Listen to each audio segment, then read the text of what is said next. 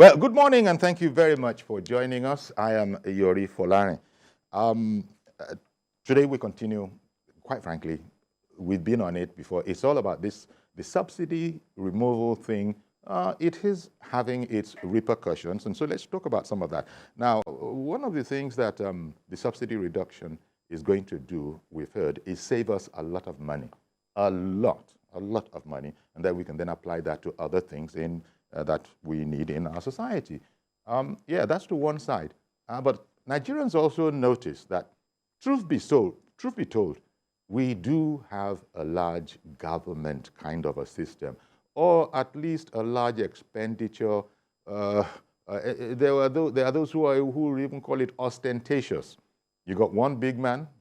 This is one of the names that a politician bears in this our locale. You have one big man, and you have so many people in his entourage when he moves from point A to B. People are looking at that and extrapolating that it's costing us far too much. So as we are saving money from the removal of subsidy and other measures that are indeed to be put in place, how about this, looking at the cost of governance and seeking to reduce that too? People have noticed how much the National Assembly is going to have to be paid, and that has been budgeted for, and they just can't understand it. That, look, if we say we're going to be saving money, why are we, to them, to those who think like that, frittering away money just to massage the ego, it would appear to them, of some of our politicians? Okay, without much ado, Honorable Ogene Ego, a former member of the House of Representatives, the 8th and 9th session, now a member of the ECOWAS Parliament, is one of our guests this morning. A fine morning to you, Honorable Ego. I'm honored to be around again, Folari. Thank you very much, sir. Thank you very much. I'm glad that you could hear us. We also have Mr. Tunde Adekunle. Mr. Tunde Adekunle is an expert oil and gas projects management. In fact, he's a senior manager, contract management in that sector. A fine morning to you, Mr. Tunde Adekunle, who joins us via Zoom.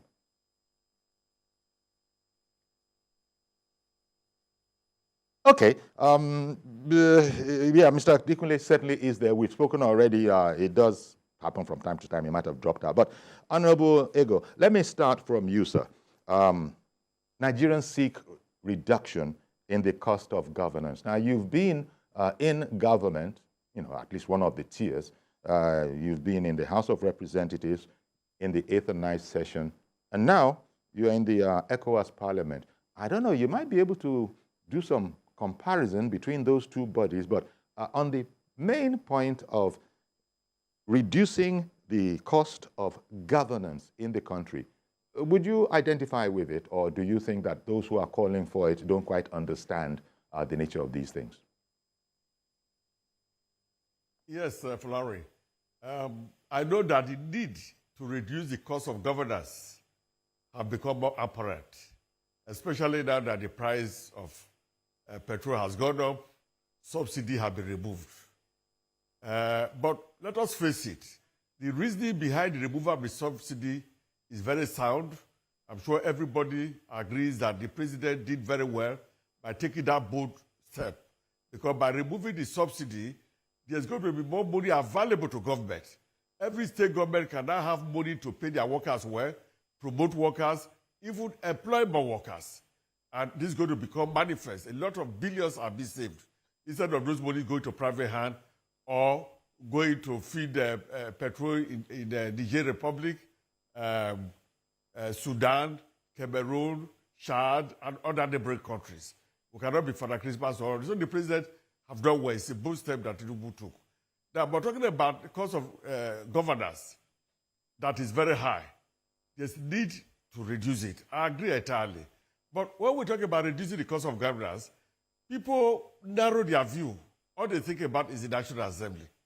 But the budget of the National Assembly is not up to 1% of the national budget. In fact, it is less than 0.5%, it's less than 0.5%. The budget of the National Assembly is 0.00% of the entire budget. So if we over-focus on National Assembly, you find out that we'll not be able to reduce the cost of governance. In talking about the Okay. reduction in the cost of governance, let us look at the state governments, where you have people with security vote. Some governors in the month, they take up to 2, 4, 5 billion every month on security vote. If you multiply this, a governor could be taking over 50 or 100 million naira per annum on security vote. Nobody is focusing on that. And that money is not scrutinized. So what I'm saying is, let's look beyond the National Assembly. There are a host of other areas that government can save money. But if we find out that the National Assembly money can still be saved there, oh, why not? But I'm saying that focusing on only the National Assembly is not going to be the right thing. A situation where state governors collect money that cannot be scrutinized because security vote, which is just a habit from the military era, is unacceptable. And both the governors, both the local government, even at the federal level, the security vote issue, we think it should be cancelled. It was a military thing, and they've continued to keep it. If we remove that security vote issue, we will save a lot of billions of governors. That is okay. I'm going to come back to you. Thank you very much, sir. I'm going to come back to you. Let me go over to Mr. Tunde Adekunle, who I introduced, but we haven't seen him yet. Good morning, Mr. Adekunle. Good morning. Can you hear me? Yes, we can hear you. Just waiting to see you as well. But, you know, maybe it's still part of the whole network thing. Well, it's your area, and sometimes the way the conversation goes, they link oil and the revenue and the wealth that comes from there to how government is spending. Now, if we've removed subsidy, I guess what the executive, what President Tinubu, what this administration is saying to us is that, guys, we're going to have to tighten our belts.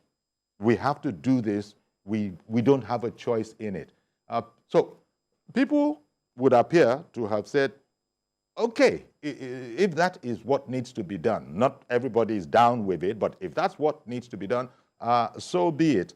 But then people are noticing, but how about some examples from you, sir? We are trekking now. We are managing now. You don't look to be managing, you people in government, from the presidency to governors to local government councils. It's all happy-go-lucky. Well, maybe not exactly happy-go-lucky. Maybe I overstated it a bit. But you get what I mean, that we can't see any tightening of the belt from your side. What do you think about this whole concept, sir? Right. Thank you very much. I have a saying, which is Nigerian government leaders, say our leaders, we've been living a life of an expatriate. What I mean, Nigerians living as an expatriate in their own country. This phenomenon was handed over to us by the colonial masters. You see, what I mean by being an expatriate in your own country is this. Let me just, because of the time frame. You know, when you are headhunted to work in a foreign country, yeah, your host will make your life much more comfortable than where you're coming from. Just like when the colonials came to Nigeria, they gave them the houses, the GRAs, and all what have you, to make them comfortable. And when they were leaving, they handed these things. We inherited it from them, and we built upon it. Now, this is the problem. This is the problem. We have grown into it. We don't know any other life of luxury than this life of being an expatriate in your own country. When you go abroad, no government the only government official that lives that lives on the expenses of the taxpayers are the president, the vice president, the state governors, and the chief judge. And in UK, is the PM, the speaker, and the deputy PM. Everybody lives on his own like every average citizen does. So there is not much difference between the legislators, the MPs, and the citizens of the nation. That is one aspect. Now, when you look at the running of governance, do you know how much we spend on provision of vehicles. Now we have convoys. When a commissioner has 2 cars, or I think 3 cars, so to say, he has one which is a pilot vehicle. He has a backup, making 2. Then he has one for the madam at home. That is not done. It doesn't happen anywhere in the world. No government provides official car. Even if they're going to provide official car, it is leased. They don't buy cars. So if we could cut on this as well, say instead of buying cars, because every year government buys vehicles. Instead of buying vehicles, why don't you lease for a period of 2-3 years? That is cheaper. Mm-hmm. You are saving on that. Mm-hmm. Now, apart from that as well,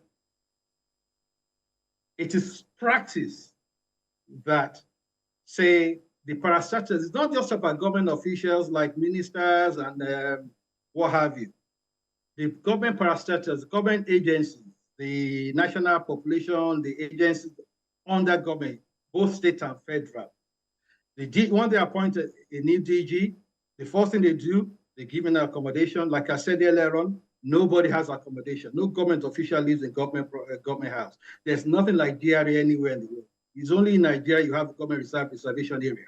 We don't have that. You don't have that. That is why government is easier and cheaper to run abroad. Now, when you talk about offices as well, every year in the budget, you have what we call furnitures and equipment and stuff like that. Computers every year. Nobody buys computers every year in every government office. What they do, you lease. Once you lease these computers for years, maybe 2 or 3 years, 4 years, even in hospitals or agencies, they go into leasing because it's cheaper for them. And you know that a computer has a lifespan. It is updated every year. Okay. In the past, sorry? No, I just please continue. I have to go on a break, but I wanted you to land your thought. But, yeah. Okay. So these things, we address these things. We have to address these issues. Indeed. Where we spend, like, instead of buying, we can lease things for years. And when you lease, the responsibility of maintaining goes on to the leasing company. So we're not spending on maintenance of these things. Okay. The leasing company sign a leasing contract to manage the equipment for you. Then you save a lot. You know, coming back to you, Honorable, just looking at the nature of this conversation, I guess Nigerians are feeling, and I'm not too sure right now whether they are right or not, but Nigerians are feeling that we are managing because we are led, and we have been led, and this hardship, this current hardship, it's not exactly unbearable, but it is a hardship. We are bearing it. We haven't seen anything from governor, from those in charge of governance to show that they are leading by example. Now, of course, we can't get ridiculous about it. There was a time in this country, old heads will remember, going back to the late Murtala Muhammad, when the head of state, that was the #1 public servant, he had a Peugeot 504 or 505, certainly not anything more than a 505. I remember those black Peugeots. Obasanjo, former civilian president Obasanjo, when he was a military head of state, he also had that Peugeot thing. But suddenly you now see it different, and people are taking the leanings from there, because we get to see our president almost every day. We get to see our governors almost every day. And if the news cameramen, go and add a little jara of a picture of them arriving for the function that we're viewing, it looks like an admiring sight to a lot of people. People play that. That's what I want to be like when I grow up. When I grow up, I'll be something, and I'll have about 50 cars in my entourage. So you didn't address that question as well as you could, because you gave us some aspects of it. But that aspect of leading by example, of course, allowing for the ridiculous. We can't have a president or a governor without any security at all. But that whole aspect of change our thinking. You asked us, government has asked us to change our thinking in relation to petrol. So now we're beginning to decide, well, we can't use 5 cars anymore for those who have 5 cars. Even those who have 2 cars, you can't use 2 cars anymore. We're going to have to manage this one. Government is yet to come across in like manner. That is the premise for conversation. I don't know if you see it from the point of view of the ordinary man to whom perception is almost fact. Yes, Fulani, I agree with you entirely that the common man is suffering. You know, look at the cost of fuel. It's so high. But like I said, it's something that we have to bear for some time. I'm sure that by the end of the year, when the new budget comes, more money is now budgeted to the state, local governments to do more things on the palliative for the common man. Then they will need to have a little bit of relief. But so you're not. But sir, sorry, I want to butt in here. I must butt in here. The cost of governance. I think we need to look more at executive arm of government, like my colleague there mentioned. Ministers, yes, Mr. Adekule. Some have about 3 jeeps, you know, head of parastatals, you know, and nobody talks about them because it's opaque. Their budget are not made known. It's only National Assembly budget that people hear about. Oh, everybody's shouting. But in terms of percentage, National Assembly budget is very low. We need everybody needs to cut costs. I'm coming, just a moment. Everybody needs to cut this cost. We need an emergency situation where everybody from National Assembly, especially the executive arm of government, they must reduce their cost of governance and announce it to say, hey, this was what we spent in 2022 or 2023, the budget. This is what we are going to spend now in terms of governance. That needs to be done so that the ordinary man will know that if he's bearing the brunt of the removal of the oil subsidy, the money is not going to be wasted by some other people. Another area is corruption. Corruption increases cost of governance more than anything.